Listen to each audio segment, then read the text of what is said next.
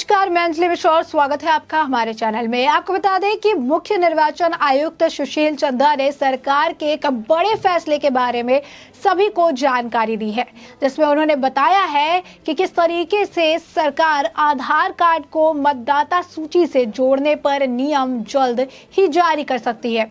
उन्होंने कहा कि मतदाताओं के लिए आधार की जानकारियां साझा करना स्वैच्छिक होगा, लेकिन ऐसा ना करने वाले लोगों को पर्याप्त वजह बतानी होगी। चंद्रा ने यह भी कहा कि चुनाव आयोग ने उन 5 राज्यों में टीकाकरण अभियान में तेजी लाने के अहम भूमिका निभाई है, जहां इस साल मार्च में विधानसभा चुनाव संपन्न हुए हैं। उन्होंने कहा कि यह सुनिश्चित करने के लिए ऐसा किया गया ताकि मतदाता और चुनाव ड्यूटी में शामिल लोग कोरोना वायरस से सुरक्षित रहे। चंद्रा शनिवार की शाम को सेवानिवृत्त हो रहे हैं और उन्होंने इस पूरे मामले पर बयानबाजी की।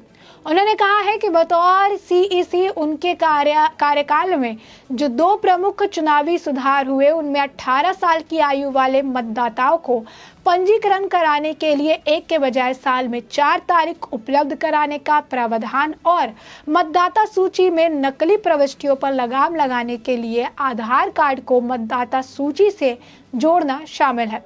चंदा ने कहा कि पहले हर साल 1 जनवरी कट ऑफ तारीख होती थी। हमने सरकार को आश्वस्त किया कि यह सुधार बहुत आवश्यक है।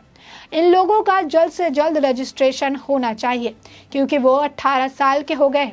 इस सुधार के साथ अब उन लोगों को रजिस्ट्रेशन के लिए 1 साल में 4 तारीख मिलेगी जिनकी उम्र 18 साल हो गई है। यह सुधार पिछले 20 वर्षों से लंबित था। अभी तक 1 जनवरी को या उससे पहले 18 साल के होने वाले लोग मतदाता के तौर पर पंजीकरण करा सकते थे। इससे 2 जनवरी को या उसके बाद 18 साल के होने वाले लोगों को मतदाता के तौर पर पंजीकरण कराने के लिए 1 साल इंतजार करना पड़ा था। लेकिन अब एक बार नियम जारी हो जाने के बाद युवा लोग हर साल 4 अलग अलग तारीखों पर मतदाताओं के तौर पर पंजीकरण करा सकते हैं। उन्होंने कहा कि दूसरा सबसे बड़ा सुधार आधार को मतदाता सूची से जोड़ना है ताकि नकली प्रविष्टियों पर रोक लगाई जा सके। इससे मतदाता सूची साफ सुथरी हो जाएगी तथा अधिक मजबूत बनेगी।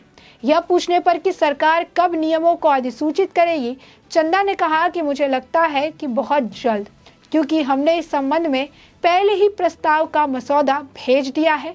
हमने फॉर्म भी भेज दिए हैं जिसमें बदलाव होने हैं और यह विधि मंत्रालय के पास है। मुझे लगता है कि बहुत जल्द इन्हें मंजूरी मिल जाएगी। हमने भी अपनी आईटी प्रणाली मजबूत की है। ये पूछने पर कि क्या आधार की जानकारियां साझा करना स्वैच्छिक होगा, उन्होंने सकारात्मक जवाब दिया। उन्होंने कहा कि स्वैच्छिक होगा, लेकिन मतदाताओं को अपना आधार नंबर ना देने के लिए पर्याप्त वजह बतानी होगी। इस वजह में आधार ना होना या उसके लिए आवेदन ना करना या कोई अन्य वजह हो सकती है। चंद्रा का मानना है कि आधार नंबर साझा करने से मतदाता सूची को त्रुटि रहित बनाने में मदद मिलेगी। इससे यह भय सुनिश्चित होगा कि चुनाव आयोग अपनी संचार प्रणाली के जरिए मतदाताओं को अधिक सेवाएं मुहैया कराए। बतौर सीईसी सबसे बड़ी चुनौती के बारे में पूछने पर उन्होंने कहा कि सबसे मुश्किल चुनौती कोविड-19 के दौरान 5 राज्यों में विधानसभा चुनाव कराने और विभिन्न उपचुनाव कराने की थी।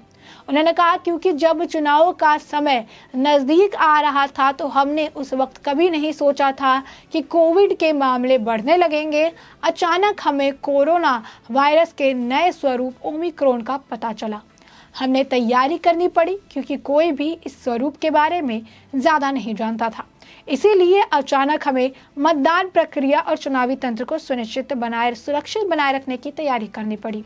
इस दौरान निर्वाचन आयोग ने टीकाकरण की प्रक्रिया तेज कर दी थी और सुरक्षा बलों समेत अपने चुनावी कर्मियों को बूस्टर खुराक दी। ये पूछने पर कि क्या 5 राज्यों में टीकाकरण अभियान को तेज करने के लिए निर्वाचन आयोग जिम्मेदार है, चंद्रा ने कहा कि निश्चित तौर पर जिन राज्यों में यह कम था, खास तौर में उत्तर प्रदेश, पंजाब, मणिपुर, वहां हमने हालात की समीक्षा की और मुख्य सचिव तथा स्वास्थ्य सचिवों को टीकाकरण अभियान तेज करने के लिए कहा। उन्होंने कहा कि प्रत्येक व्यक्ति को कम से कम 1 खुराक दी जानी चाहिए थी। अगर पहली खुराक ले ली है तो दूसरी खुराक देनी थी। उत्तर प्रदेश में 100% लोगों ने पहली खुराक ले ली। पंजाब और मणिपुर में भी टीकाकरण की दर बढ़ाई गई। हमने इन राज्यों में चुनाव के दौरान ओमिक्रॉन के प्रसार को रोकने के लिए हर संभव कदम उठाया ताकि मतदाता और मतदान प्रक्रिया सुरक्षित रहे। वहीं आपको बताएं कि भारत के मुख्य निर्वाचन आयोग यानी सीईसी सुशील चंद्रा ने आधार कार्ड और वोटर आईडी कार्ड को लिंक करने के मामले को लेकर बड़ा बयान दिया है। सीईसी चंद्रा ने कहा है कि केंद्र सरकार जल्द ही आधार कार्ड को मतदाता सूची से जोड़ने पर नियम जारी कर सकती है।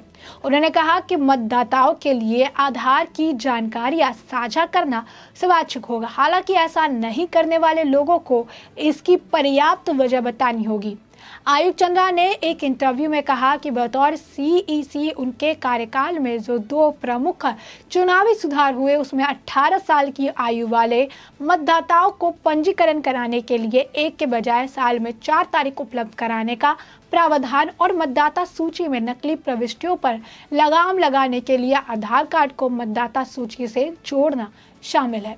पहले हर साल 1 जनवरी कट ऑफ तारीख होती थी। हमने सरकार को आश्वस्त किया कि वह सुधार बहुत आवश्यक है और इन लोगों का जल्द से जल्द पंजीकरण होना चाहिए क्योंकि वो 18 साल के हो गए हैं।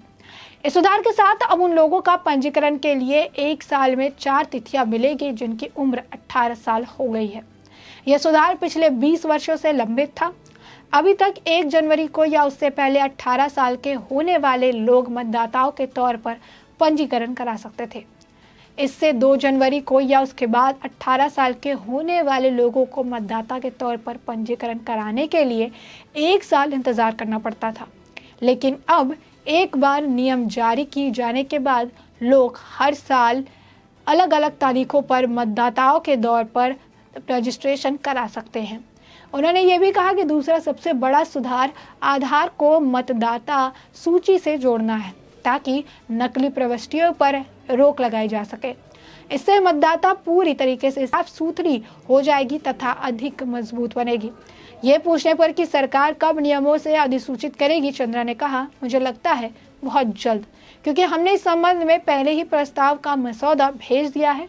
हमने फॉर्म भी भेज दिया है जिनमें बदलाव होते हैं और यह विधि मंत्रालय के पास है।